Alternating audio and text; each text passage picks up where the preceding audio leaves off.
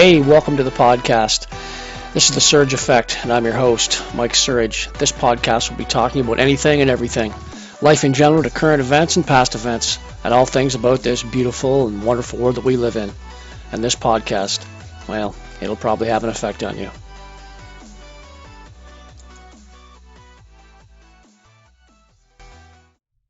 All right, and we are live again. This is June 2nd, Friday, June the 2nd. Welcome again to another episode of the Surge Effect.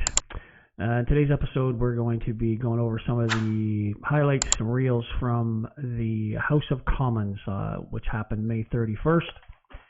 And some of the highlights we'll be going over with Pierre and Trudeau, Pierre Poilievre and Justin Trudeau. Anyway, before we get going, I'm just going to let you know today's podcast is sponsored by Love My Legs, Owen Sound, Greybruce. Love My Legs allows you to strut with confidence, offering 3 styles of waistbands for comfort and wearability. The only lifetime guarantee in the industry. For more information, follow them on Facebook at Love My Legs, Owen Sound. Simply click on the link below in the description and you can follow them. Our second sponsor today is He Shirts, She Shirts. Head on over to their website as well. Click on the link in the description below and see what they have to offer. He Shirts, She Shirts is more than just a t-shirt company. All right, let's get into it. So here's the first video that I'm going to play. This is Pierre asking some questions about, I believe, Beijing police stations in Canada. I don't know if you've heard about this before, but there's police stations in Canada from Beijing, from China. Now, this has been going on for a little while now. It's crazy stuff. It's hard to believe this even happens, but it's happened down in the States as well, but it's also happened here in Canada. So we'll watch this clip together and we'll see what becomes of some of these back and forth. Here we go. First of all, the number of police stations controlled by a foreign dictatorship in Canada is not a detail. It would not be a detail if any government had foreign police stations operating on our soil. Second of all Canadians deserve to know the answer. The government claimed that it shut down all these police stations. Now we know there are 2 in operation and that the Prime Minister's government has given taxpayers money to help fund them. Simple question. How many of Beijing's police stations are operating on Canadian soil today? How many? So there's a fairly direct question from Pierre Poilievre to Justin Trudeau. This happens all the time. If people don't watch the House of Commons, these people cannot answer a question. They can't answer a simple yes or no question. It's just real simple. Yes or no, or how many, or give me a number. They just can't do it. It's almost like Trudeau is going to be reciting nursery rhymes, It's like, here we go. Let's see what he has to say. The Right Honourable Prime Minister. You well know, and the Canadians well know, this government takes extremely seriously the issue of foreign interference and has since 2015. Remember, Pierre asked how many. Keep that in mind. We brought in significant measures to counter foreign interference and continue to. The RCMP is quite rightly charged with the responsibility of investigating and following up on these reports of Beijing-funded police stations. But indeed, if the Leader of the Opposition is so curious... The Right Honourable Prime Minister, I just want to remind everyone the way it works is you ask a question and then you... There's the Speaker of the House, Rhoda. It's like... You hear them in the background asking, how many, because he's not answering the question. So the Speaker, of course, tries to keep things flowing, keeps things going smoothly. But how about maybe getting them to answer a simple question? How about how many? Listen to the answer, whether you like it or not. You can't keep asking the question over and over again while the person's speaking. So I just want to point that out. I'll let maybe 30 seconds, we'll bump it up. We won't take the full amount, but the Right Honourable Prime Minister, please. Mr. Speaker, if the Leader of the Opposition continues to have questions like many Canadians do on foreign interference, I would suggest that he actually takes up our security agencies on the offer they have made to him of getting briefed up on all the intelligence related to foreign interference, so he doesn't have to hide behind, and I quote the report on this, a veil of ignorance, and can actually work from the facts. Hear, hear. The Honourable Leader of the Opposition. The Prime Minister can brief all Canadians right now. Hear, hear. That exist to harass and intimidate Canadian citizens on Canadian soil. No real country would allow a foreign dictatorship to run police stations on its soil. Exactly. The Americans are arresting Beijing's agents in their country. So one last time, I'll give the Prime Minister the chance to answer the question. How many police stations, how many, and how many is Beijing operating on Canadian soil? So Pierre just asked him, just before that, he said, how many? And he just said again 3 times, how many? And then just before he sat down, he said, how many? Here we go. Right Honourable Prime Minister. Mr. Speaker, if the Leader of the Opposition were to take this issue of foreign interference seriously as an issue facing diaspora communities, as an issue facing Chinese Canadians, he would be interested in actually understanding the facts around foreign interference. But instead, he chooses to play partisan games. He chooses to make personal attacks against the former Governor General instead of actually accepting to take this issue seriously. He knows full well the RCMP's responsibility is to do these investigations and make arrests. He simply can't even answer a question of how many Chinese police stations are in Canada. He just can't answer. It's unbelievable that he can't answer them. Honourable Leader of the Opposition. So he's going to ask him again about, this time is a little bit about inflation. So we're going to do a little back and forth here about inflation. And be prepared for some non-answers. I know you're shocked, but that's how this guy operates. How he gets in as Prime Minister is shocking to me. If this guy had a job anywhere else that didn't do his job, he'd be fired in the first day. It's ridiculous. Let's watch this one here. Position. Minister for 8 years. The $500 billion of inflationary deficits he has enacted are causing the inflation that Canadians are paying. They are not the solution to the inflation. After 8 years of this Prime Minister, 1 in 5 Canadians skip meals because they can't eat. 1.5 million go to food banks, some of them asking for help with medical assistance in dying, not because they're sick, but because they are hungry. He's driven people out of their homes and into tent cities, as 9 in 10 young people believe they will never be able to own a home. How much is he going to make them pay before the suffering ends? The Right Honourable. That's a great question because, let's face it, all the carbon tax we've been all hit with in Canada, not once, not twice, not 3 times, but 4 times, it's ridiculous.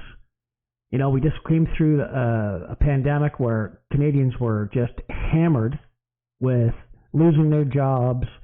The truckers stood forward and they called the Emergency Act. I mean, it just goes on and on and on. And now he's hammering Canadians when they're hurting. What kind of a leader does that? It's unreal. Let's hear what he has to say.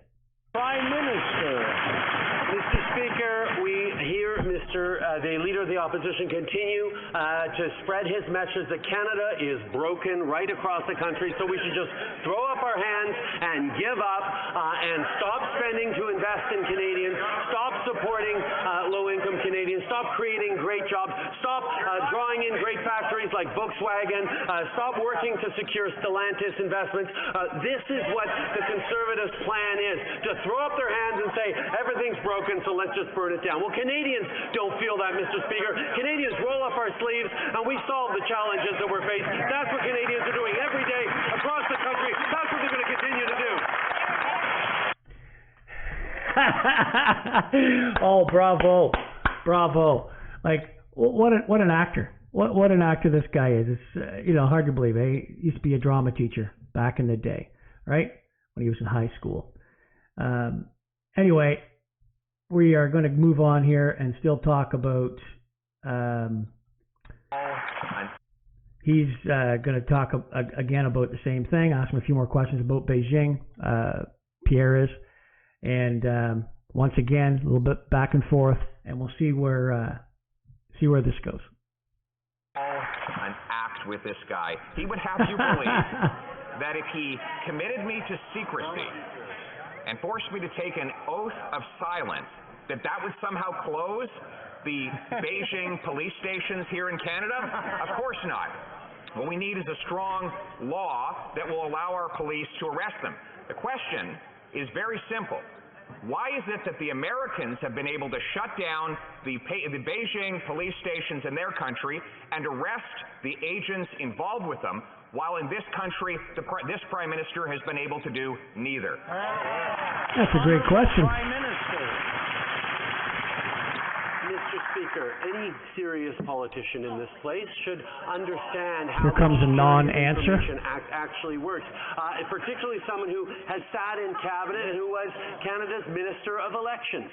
But the reality is, if the member opposite doesn't understand how the Security of Information Act works, we would be happy to provide a briefing to him from officials to explain how the Security of Information Act, so he can understand that it would be okay for him to take a briefing on the facts of foreign interference so he could be better informed in his questions and his challenges to government. The reality... The Honourable Leader of the Opposition. The Prime Minister... Order. The Honourable Leader of the Opposition. They don't have to brief me on the laws. I've actually read them, Mr. Speaker. Section 12.1 of the National Security and Intelligence Committee Act says that I would not only be silenced from speaking about matters broadly, but I would be prevented from debating on the floor of the House of Commons, which is exactly what the Prime Minister wants. Of course, that's what he wants to do. I won't be gagged. I won't be silenced. I will continue to seek the truth. And here's the truth that I want him to finally speak. We've known that there are foreign police stations operating on Canadian soil. We know the Prime Minister's government has given them tax dollars. How much did he give them? Another simple question. How much did he give them? Let alone having Chinese police stations on Canadian soil. That's ridiculous. Now he wants to know how much money taxpayers have given them. Simple question. Here we go. Song and dance. Right Honourable Prime Minister. Mr. Speaker, hiding behind, quote, a veil of ignorance is very characteristic for a leader who has no interest... I'm going to interrupt the Honourable, the Right Honourable Prime Minister. That's because the people on the PCs are saying how much. They want to know how much money was given. Taxpayers' dollars given. I don't think it's to these Chinese police stations. There's when somebody is Rada up there talking we again, don't speak. Trying to set things, set things okay in the House as people are talking. Hiding behind, quote, a veil of ignorance is very characteristic for a leader who has no interest in actual facts. There's nothing stopping him right now from getting cleared, briefed, and disagreeing with the former Governor General's conclusions. I don't think they realize that Trudeau's, him and his people are playing checkers, and Pierre Poilievre, he's playing three-dimensional chess right now. So good luck with that, fellas. If he so chooses, regardless of his opinions, he is entitled to those. He is not entitled to his own facts. Please, Mr. Speaker, I really encourage the Leader of the Opposition to get briefed. The Honourable Leader of the Opposition. Canadians are entitled to the facts. 100%. Thank you. And that's why we want a public inquiry. We know that Beijing gave $140,000 to the Trudeau Foundation. We know that when the scandal broke, he named Mr. Rosenberg to look into it. Rosenberg is with the Trudeau Foundation. When the scandal exploded further, he named Mr. Johnston, also a member of the Trudeau Foundation. And what did he do? He named another judge from the Trudeau Foundation to look into the conflict of interest. Is the Prime Minister afraid of a public inquiry because he's run out of members of the Trudeau Foundation to run it? So true. So true. Here we go. Mr. Speaker, while the Leader of the Opposition continues on his personal and his partisan attacks, we're going to continue to deal with... I'm sorry. Oh, they're a fired up crowd today. What part? I have a question for all of you to reflect on. I don't want anybody to shout the answer out. Oh, he's going to ask him a question, but he doesn't want an answer. I want an answer. What part of, while somebody is speaking, we sit quietly and listen, do we not understand? Write me an email if you want, once we're done, and you can explain to me, because I don't understand that. The Right Honourable Prime Minister, from the top, please. Mr. Speaker, once again, we see the level to which the Leader of the Opposition on this very serious issue has nothing to offer other than partisan attacks and personal attacks, rather than actually dealing with the substance of this serious issue. To deal with the substance of this serious issue, we have offered him, I directed intelligence agencies to offer him secure briefings so that he can actually understand. Yeah, but Pierre understands too that when he goes and when he does that, takes those briefings, he won't be able to talk about it in the House. He won't be able to talk about what's going on in those briefings because basically he's sworn to secrecy, and he knows this. And he already mentioned this. So I don't know why they're continually trying to get him to do stuff that was going to basically silence him, basically put a gag order on him. I just don't understand it. But anyway, so we're going to move on here a little bit. Same House of Commons, still talking about, this time about, I believe, inflation and, of course, the carbon tax in BC. So let's hear this little back and forth. Here we go. That's what we're doing. Le chef de l'opposition. The BC Centre for Disease Control reveals today that it now costs over $1,200 a month for a basket of nutritious food for the average family. That in itself is a crying shame that Canadians have to do this because of carbon tax and taxation, period. That families, Canadian families, are trying to get by, trying to feed your kids, that they have to have this burden. It's ridiculous. That's not working for Canadians. That's working against them.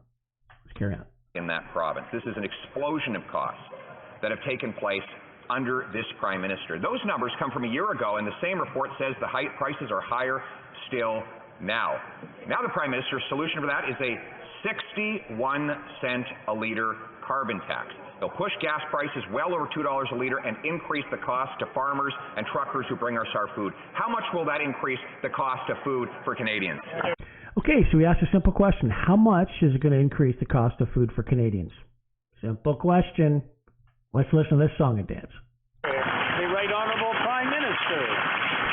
Speaker, we've seen the extent to which, not just for the past 7.5 years, but for the decade before that, Conservatives refused to take the fight against climate change seriously, refused to accept that the cost to Canadians from coast to coast to coast would get increasingly large as the years went on. Well, they're always talking about climate change and how much, they have to put money into climate change. I say, hey, why don't they take the raises that they just got from the Canadian taxpayers, or maybe even half their salaries, because they're all just stupidly paid. Take half their wages, pool it all together, put it towards climate change. I'm sure it'll change the weather tomorrow when that happens, or it might change the weather next week. As soon as they put all their money, pool all their money together, and pay more tax, that'll change everything. Yeah, the chances of them doing that are slim and none. Slim and none. But I say, put your money where your mouth is. If these people are so concerned about climate change, put your money where your mouth is. But no, they want the taxpayers to pay continually. The past 7 years, Mr. Speaker, we have stepped up in the fight against climate change, including with a price on pollution that puts more money back in the pockets of 8 out of 10 Canadians. We're going to continue to step up with a grocery rebate to help with Canadians with the high cost of food. We're going to continue creating good jobs. Now, what are you saying about giving more money back in rebates than what people pay? That doesn't even make any sense. Like, why would you go to a car dealership and the guy says, hey, how much is that car worth? And he says, oh, it's $20,000. Well, congratulations, you buy it for $20. I'm going to give you back $25. No, doesn't work that way. How dumb does he think that people are? Come on. It's ridiculous. We're going to continue being Leader of the Opposition. Their carbon tax is not an environmental plan. It is a tax plan. It has done nothing to meet any targets, and it has done nothing to reduce the cost of climate change. What it has done is increase the cost of food, because when you tax the farmers who make the food and the truckers who ship the food, then you tax the food itself. Now, the Prime Minister's plan is not to triple the carbon tax, but to quadruple the carbon tax. Well, he adds more and more, 61 cents a liter. So my question is, how much will his 61 cent a liter carbon tax add to the monthly basket of food for Canadians? How much? Right Honourable Prime Minister. Here we go. Mr. Speaker, once again, we see that the Leader of the Official Opposition is not willing to let the facts get in the way of a great political argument. And even then, it's not that an argument, Mr. Speaker. It's just a bumper sticker that he can stick on to scare Canadians with. The reality is we are delivering with dental benefits, with a grocery rebate, and with a carbon... With dental benefits and a grocery rebate, how does that help the regular average Canadian put money back in their pocket every day? It doesn't. They're taking money out of your pocket with this freaking carbon tax. I don't understand why people don't get this. Price that is putting more money back in the pockets of 8 out of 10 Canadians.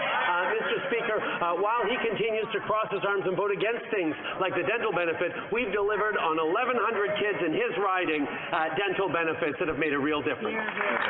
The Honourable Leader of the Opposition. Mr. Speaker, if the facts that I have just quoted from the BC Centre for Disease Control are false, then maybe he can tell me what the real numbers are. I've asked him, and given that he wants to bring in a 61 cent a liter carbon tax, increase gas and diesel prices by 61 cents a liter on the farmers that produce the food and the truckers that bring it to the grocery store.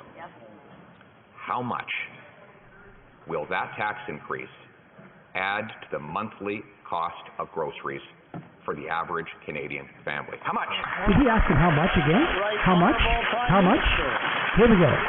What Canadians know clearly is the inaction by a decade of a Conservative government and the continued resistance of Conservative action on fighting climate change is costing them incredible amounts. How many homes have been lost in Nova Scotia? How many people affected and evacuated across Alberta? How many people in the Northwest Territories affected now? In New Brunswick, people in Central Canada worried about forest fires coming there in the coming weeks and months. The reality is extreme weather events are getting more and more expensive for Canadians, which is... They're blaming climate change and all these extreme weather events. Not the case. If he wants to look at facts, he was just talking about facts a little while ago. You know, they might not like the facts either, but you can't make up your own facts. And the facts are, this has been going on for thousands of years, millennia. If you go back hundreds of years, you will see weather patterns have been changing. It has nothing to do with what they're talking about. Zero. Facts are facts. You can't just make shit up and then just say, oh, that's the way it is. So we had a bad tornado, pay more tax. No, you can't do it. Why we need to continue to lead on climate change while supporting Canadians. Canadians can lead on climate change all they want, but as long as China's pumping in, hundreds and hundreds of tons of CO2 in the atmosphere, it's not going to do diddly shit. Honourable Leader of the Opposition. Mr. Speaker, all of those things have happened with his carbon tax in place. The carbon tax has done nothing to reduce emissions, let alone to stop storms and other weather events. So that is nothing more than another act from this Prime Minister. Let's get back to the question. My question was Pierre is calling it like he sees it. We know now that a British Columbia family has to spend $1,200 a month on groceries just to feed their kids. He wants to raise the tax up to 61 cents a liter on the farmers and truckers who bring us our food. How much will that add to the grocery bill of an average family? How much? You asked him again, how much? How much? It's pretty hard to answer. But here we go. He's going to maybe do a Mary Had Little Lamb deal. I'm not sure. But let's listen. The Right Honourable the Leader of the Opposition. He is in love with the sound of his own voice and his own attack, but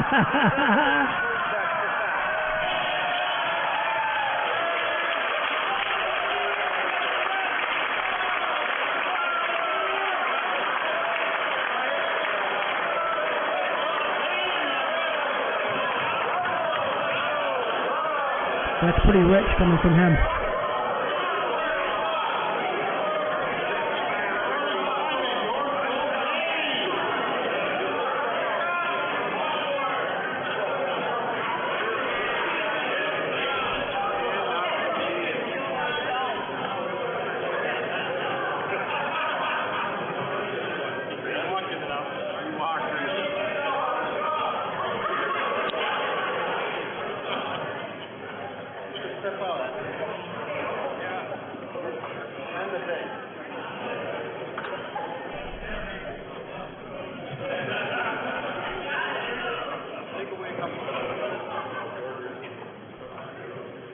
The Right Honourable Prime Minister, from the top, please. Oh, from the top. He gets to start all over again. Here's the issue with the Leader of the Opposition, who's so in love with the sound of his own voice that he doesn't actually check the facts. Mr. Speaker, he's talking about our price on pollution when the reality is BC has its own price on pollution. The federal backstop doesn't even apply in BC. He is mixing everything for political arguments, for partisan attacks to try and scare Canadians, and to cover for the fact that he has no plan. I don't believe like some of the stuff that he comes up with when he gets asked a simple question. Simple question, deserves a simple answer. You gotta, how much? Give him a price. How much does it go up? Give him a price. Grocery cost, give him a price. No, he goes off on these little tangents. And most people that don't watch the House of Commons, they don't understand, this is the thing that goes on every single day. These people that are elected in your areas, it goes on every single day when they're in the House of Commons. It's unreal. All right, so this last one, this last clip we're going to talk about, it's, once again, it's about the carbon tax. And it's just kind of a carry on from the last video. So let's get into it. Back and forth. Here we go. On climate change and our hard work on the file. Canadians are thinking about our friends on the East Coast and across the country who are impacted by wildfires right now. It's a reminder that climate change is real. Climate change is real. They're going to blame fires that are going on out east on climate change. Not some guy that maybe started a fire, or not the heat and dry wood, nothing like that. Same with out west. I mean, talk about facts or putting fear into people. It's ridiculous. Ridiculous. And its devastating impacts cannot be ignored. Unfortunately, the Conservative Party still doesn't have a climate plan, which means they don't have a plan for the future of the Canadian economy. On this side, we're investing in and leveraging technologies that are cutting emissions and creating good jobs in Come By Chance in Newfoundland and Labrador, for example. And we're making sure that it's no longer free to pollute while giving Canadians money back. Honourable Leader of the Opposition. So, the high school drama teacher over here accuses others of liking the sounds of their own voices. This from a guy who, if he were made of chocolate, he would eat himself. But we don't want him to do that until after he answers my question, which I keep asking. It's about the cost of groceries. Look at everyone in behind him laughing. He's right. The NDP has already put in a carbon tax there. But he wants to force them to increase it by almost 40 cents. To 61 cents a litre, a federally imposed tax by the costly coalition of the Liberals and NDP. That's not a laughing matter. To the 61 cents a litre for the average family. Disgusting. Honourable Prime Minister. Yes, Mr. Speaker, I was a high school teacher before getting into politics, and I'm having a little trouble remembering what exactly the job that the Leader of the Opposition had before getting into politics. A little dig on Pierre there.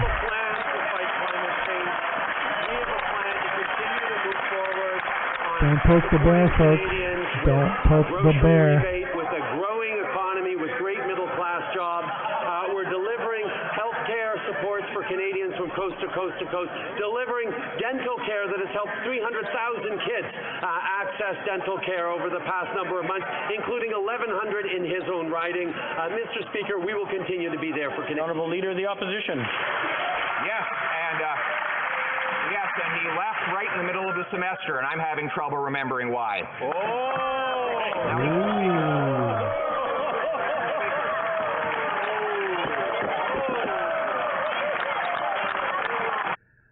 That's just like a big nuclear bomb just getting tossed there. Good for Pierre. Anyway, I'm not sure if any of you know what basically he was trying to get at by commenting like that. Go ahead and leave some comments. Just leave some comments down below in the comment section. Let me know what you think. What is he talking about? I have my ideas what he's talking about, and I'm sure you do as well. Go ahead and fill them in. Let's see. All right, carry on.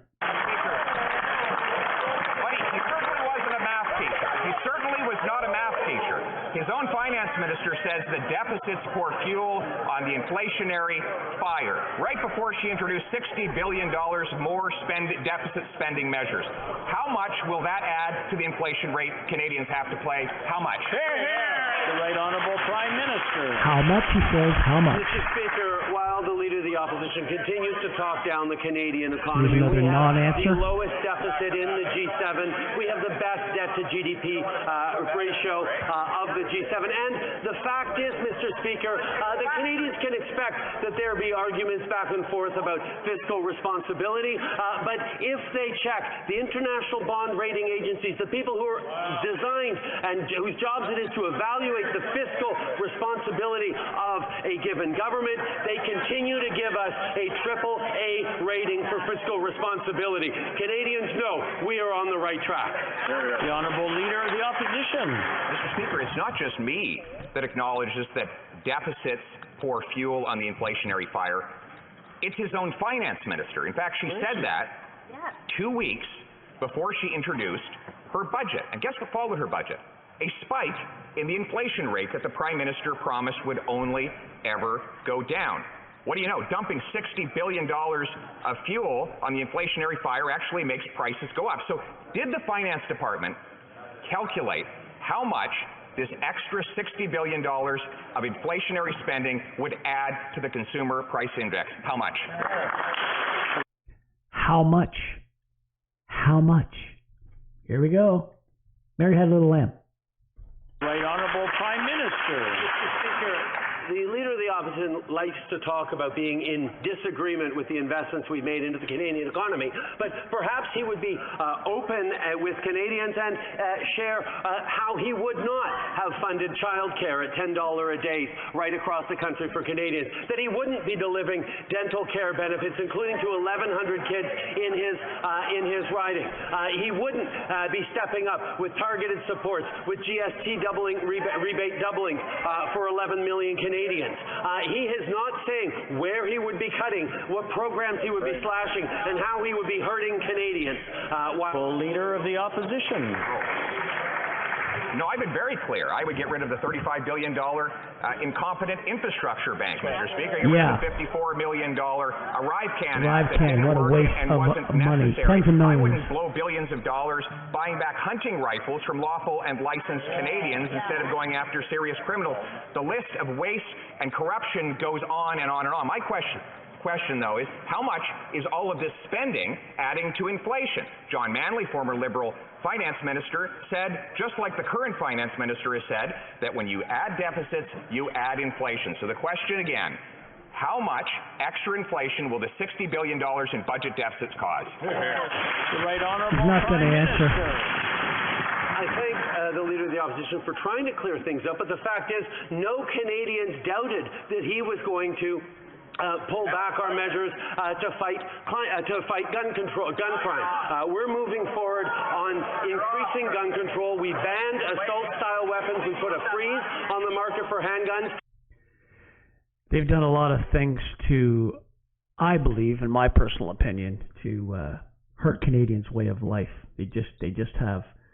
And if you look around the House of all the people that are sitting in those seats, they're voted in by Canadians.